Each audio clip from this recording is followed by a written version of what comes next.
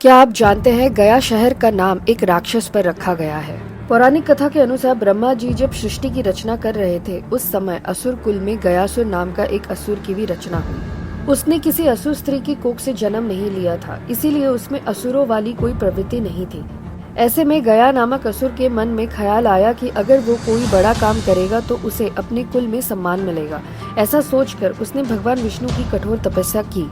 उसकी तपस्या से प्रसन्न होकर भगवान विष्णु ने उसे दर्शन दिए और वरदान मांगने को कहा। भगवान विष्णु की बात सुनते ही उसने कहा कि आप मेरे शरीर में वास करें ताकि जो कोई मुझे देखे उसके समस्त पाप नष्ट हो जाए, वो जीव पुण्य आत्मा हो जाए और उसे स्वर्ग में जगह मिले।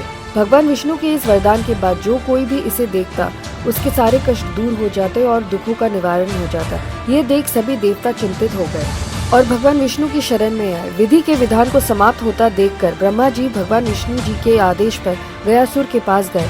उन्होंने कहा, हे परम पुण्य गयासुर, मुझे ब्रह्म यज्ञ करना है और तुम्हारे समान पुण्य भूमि मुझे कहीं नहीं मिलेगी। उसने प्रस्ताव स्वीकार किया। यज्ञ की तैयारी हुई और गयासुर यज्ञ करवाने के लिए लेट गया। गयासुर के लेटते ही 5 कोस तक उसका शरीर फैल गया, जिस पर बैठकर सभी देवी देवता ने यज्ञ किया। इतने विशाल यज्ञ के बाद भी गयासुर का शरीर अस्थिर रहा, जिस पर देवता चिंतित हो गए। इस दौरान देवताओं ने एक और योजना बनाई। सभी के एक मत होकर कहा कि अगर भगवान श्री विष्णु जी यज्ञ में शामिल हो जाए तो फिर ये स्थिर हो सकता है।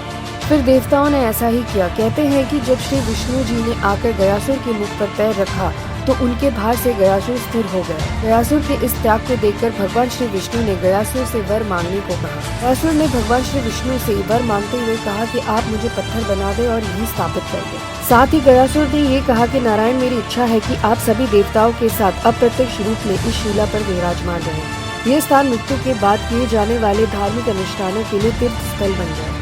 सुनकर विष्णु जी ने गयासुर को कहा कि तुम धन्य हो, तुमने लोगों की जीवित अवस्था में भी कल्याण का वरदान मांगा और मृत्यु के बाद भी मृत आत्माओं के कल्याण के लिए वरदान मांग रहे हो।